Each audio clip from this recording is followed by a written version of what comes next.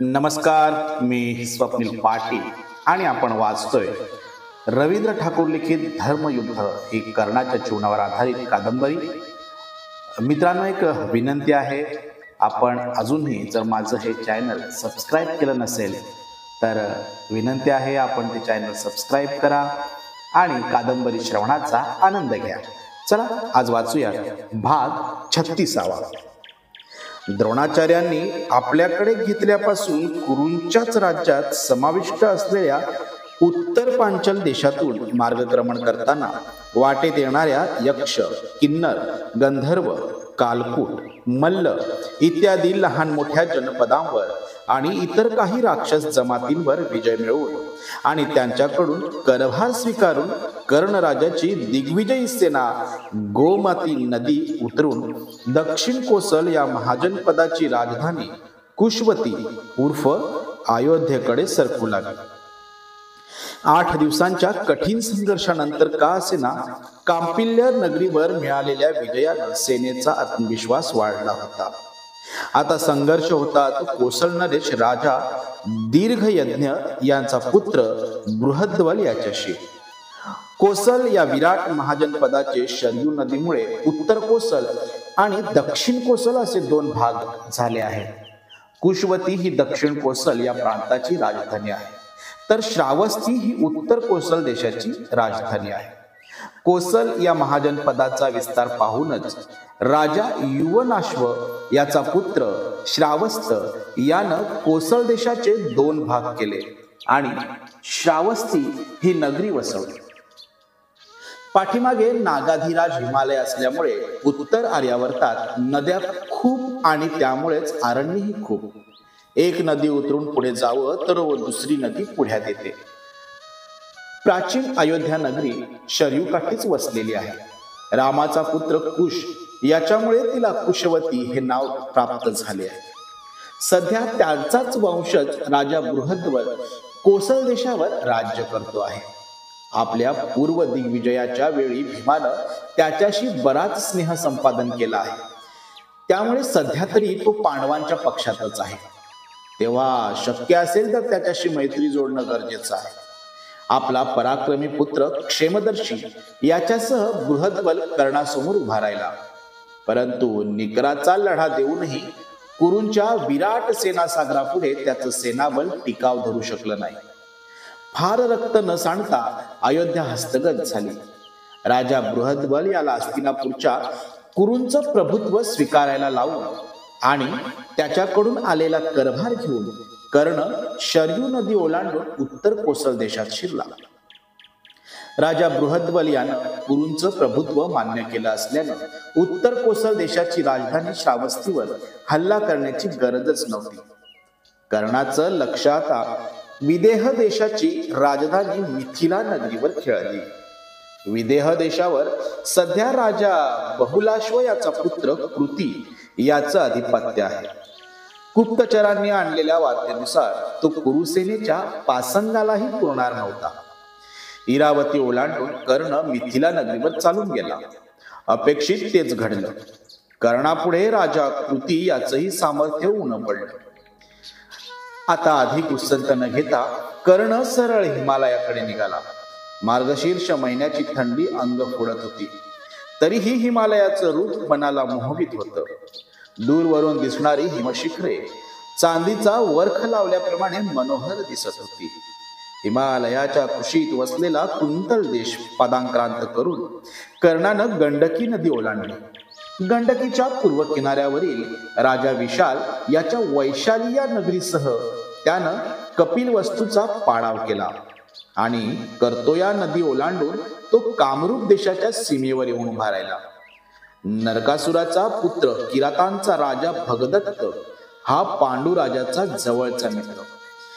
तेव्हा तो विरोध करील ही अटकळ कर्णानं बांधलेली होतीच.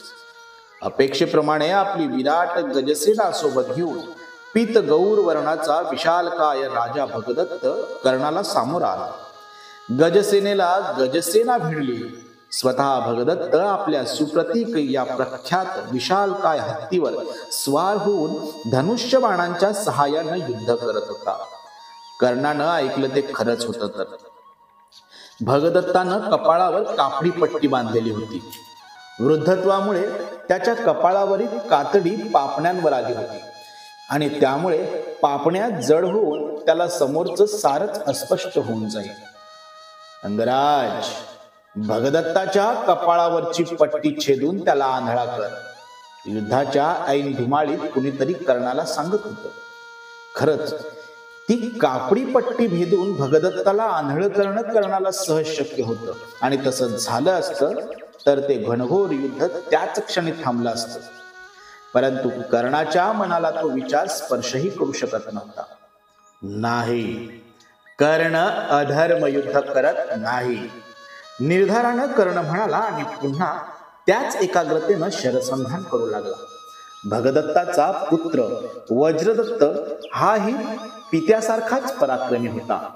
स्वतः कर्ण भगदत्ताशी लढत होता तेव्हा शत्रुंजय वज्रदत्ताला अडवण्यासाठी पुढे सरसावला. विषारी बाणांचा वापर करण्यात कुशल असलेल्या किरात योद्ध्यांना ती संधी मिळण्याचा आत कार्यभार उरकणं आवश्यक होतं. कर्णानं आता भगदत्ताऐवजी त्याच्या सुप्रतीक हत्तीला लक्ष बनवलं. आतापर्यंत आपल्या अजस्त्र पायांखाली कुरु सैन्य तुडवत पुढे पुढे येत असलेला तो विशाल काय गजराज जागोजाग बाण लागल्यानं पिसाळल्यासारखा झाला आणि उलट वळून आपलंच सैन्य पायाखाली तुडवत निघाला.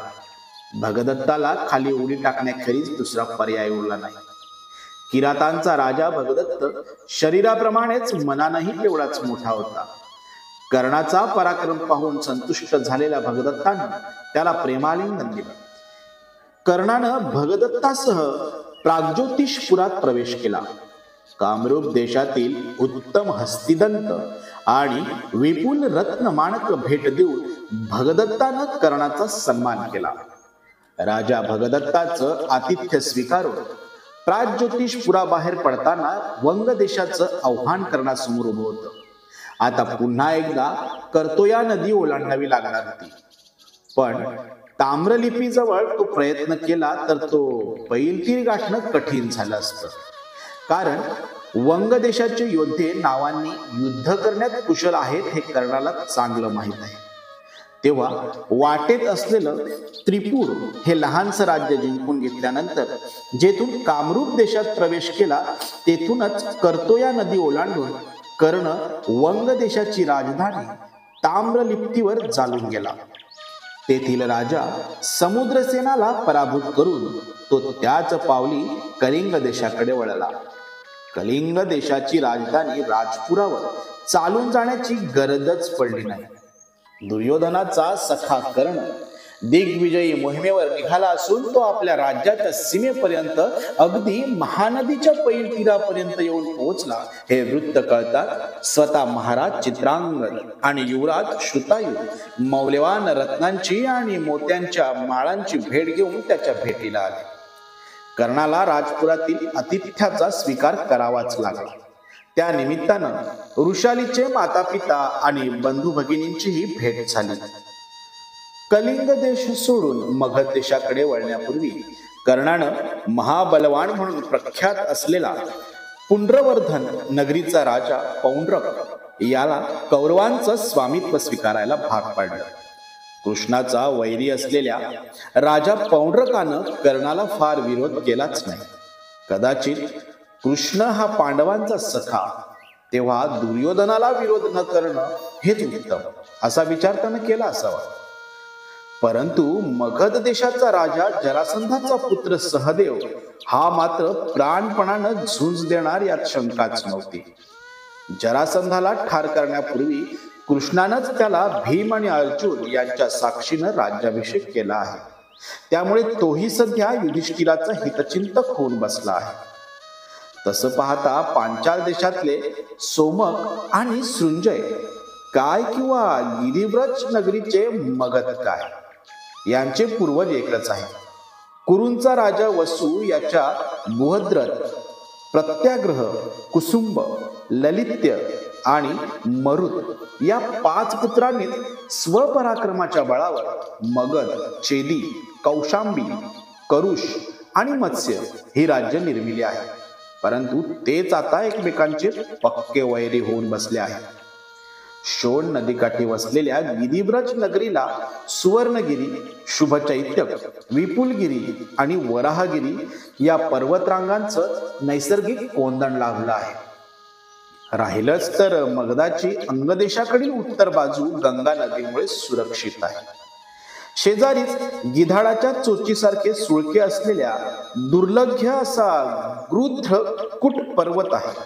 मगधांचं चतुरंग दलही तेवढंच बलिष्ठ आहे, पण अंगराज कर्णाचा आत्मविश्वासही तेवढाच दुर्दम्य आहे. महेंद्र पर्वताला वळसा घालून कर्ण मगध देशाकडे निघाला. गिरिब्रज नगरीच्या पश्चिमेला असलेला सुवर्णगिरी पर्वत ओलांडून त्यानं सहदेवावर चढाई केली. राजा सहदेव, त्याचा पुत्र मेघसंधी याच्यासह कर्णाला तोंड द्यायला उभा टाकला. परंतु 7 दिवसांची अथक झुंज दिल्यानंतर त्यालाही अंगराजाचं प्रभुत्व स्वीकारावंच लागलं. सहदेवाला जरासंधाची आणि कर्णराजाची मैत्री आठवली. सामोपचाराची बोलणी झाल्यानंतर विपुल धनसंपत्तीची भेट देऊन सहदेवानं कर्णराजाला निरोप दिला. इथून पुढचं आक्रमण व्हायचं होतं ते दाशार्ण देशाची राजधानी विदेशवर. द्रुपदाचा व्याही राजा हिरण्यवर्मा कर्णाचं प्रभुत्व स्वीकारण्याची शक्यता नव्हतीच. परंतु विदेशेकडे वळण्यापूर्वी अंगदेशात चंपा नगरीला जाऊन यायला पाहिजेच होतं. आपल्या मालिनी नगरीला भेट दिल्यानंतर कर्णानं चंपा नगरीकडे प्रस्थान ठेवलं. अंगदेश जवळ आल्यावर सेनेच्या मार्गक्रमणाचा वेग थोडा मंदावला. इथं पुन्हा एकदा सर्व सेनेसह गंगा नदी ओलांडावी लागली. परंतु आपल्या प्रिय चंपा नगरीला भेट द्यायची तर तो खटाटोप करणं आवश्यकच होतं. आपल्या नगरीत 2 दिवसांची विश्रांती घेऊनच कर्ण पुढे पाऊल उचलणार होता.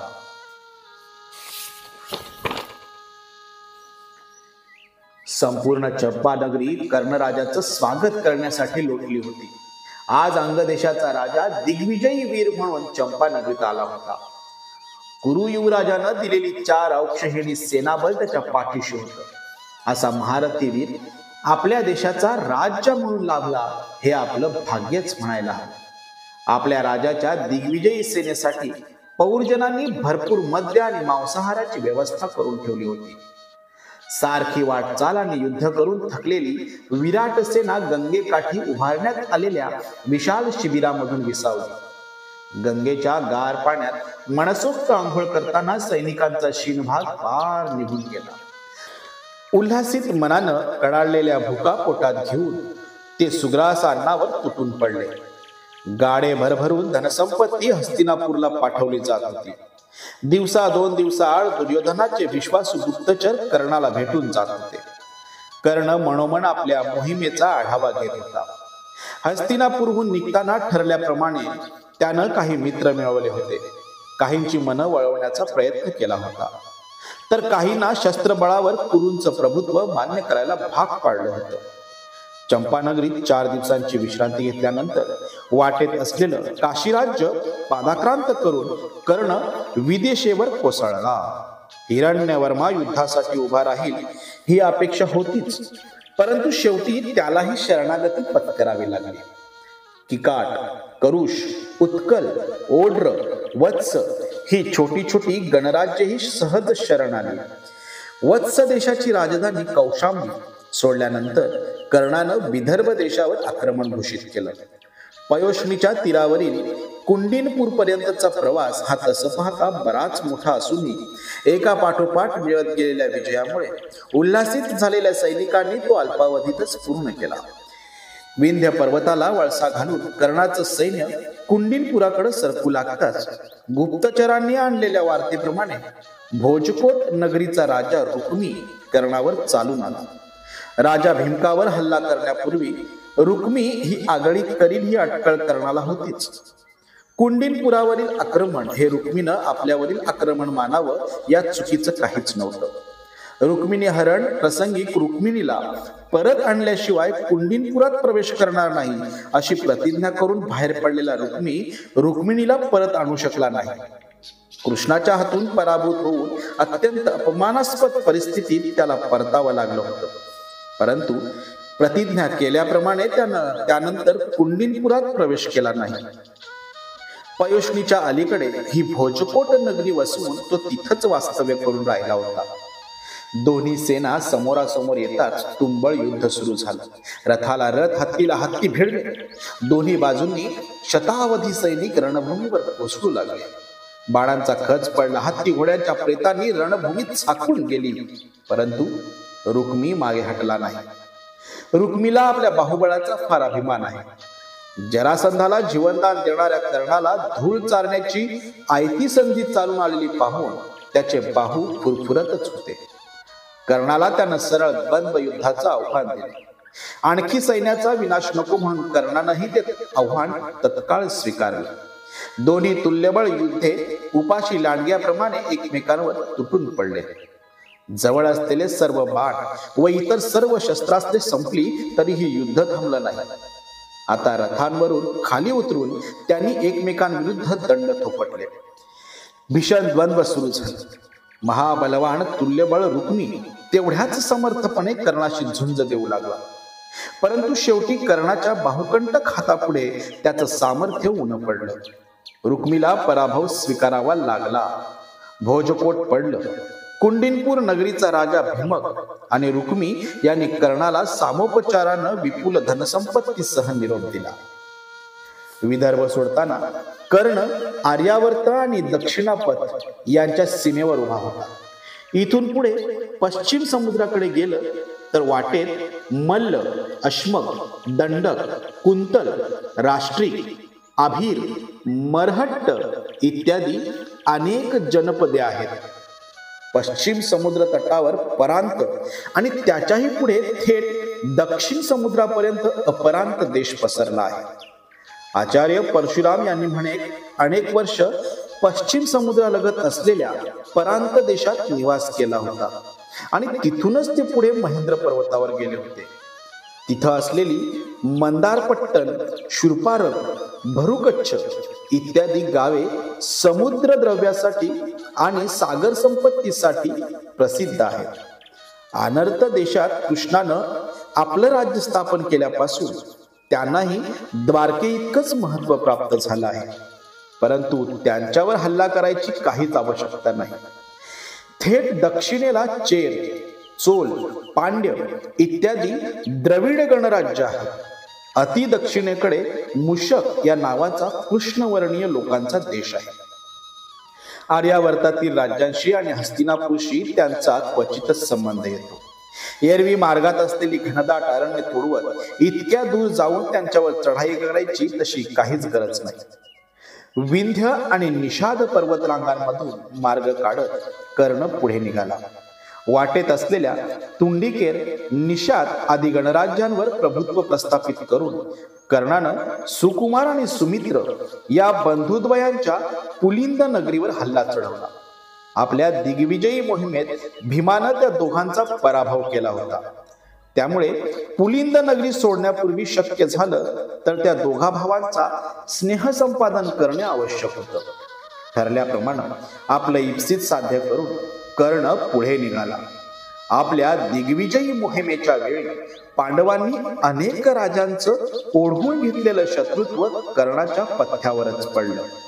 त्या दोघा बंधूंचा आणि निषाद प्रदेशातील निषादांचा राजा युवनाश्व याचा पराभव करून तो दक्षिण मालव प्रांतातील अनुप देशात शिरला. नर्मदेच्या विस्तीर्ण पात्राकाठी वसलेल्या माहिष्मती नगरीचा शूर आणि स्वाभिमानी राजा नील यानं सुतपुत्र कर्णाला मुकाट्यानं सीमेवरून निघून जायला सांगितलं. परंतु कर्ण तसा जाणार नव्हताच. तेव्हा त्याला धडा शिकवण्यासाठी राजा नील सर्व शक्तीनिशी उभा राहिला. परंतु कर्णानं त्यालाही पराभव मान्य करायला भाग पाडलं. त्यानंतर त्याच्याशी मैत्री संपादन करून कर्णानं वेत्रवती नदी ओलांडली आणि चेदी देशाची राजधानी शुक्तिमतीवर हल्ला चढवला. चेदी देशाचा राजा धृष्टकेतू हाही सध्या पांडवांचा हितचिंतक होऊन बसला आहे. शिशुपालाचा शिरच्छेद केल्यानंतर कृष्णानंच त्याला चेदी देशाचा राज्याभिषेक केला आहे. त्यानंतर त्याची बहीण करेणुमती हिच्याशी नकुलाचा विवाह झाल्यापासून तो पांडवांचा सोयराच झाला आहे, तेव्हा त्याला पराभूत केल्याशिवाय पुढे जाणं अशक्यच होतं. दृष्टकेतूचा पराभव केल्यानंतर कर्ण जवळपास मथुरेजवळ येऊन पोहोचला. चर्मणवती, अश्व या नद्या ओलांडून त्यानं सातवत, मार्तिकावत हे देश पादाक्रांत केले आणि कुंतीचा पिता, भोजपूर नगरीचा राजा कुंती भोज आणि त्याचा पराक्रमी पुत्र पुरुजित यांच्यावर हल्ला चढवला.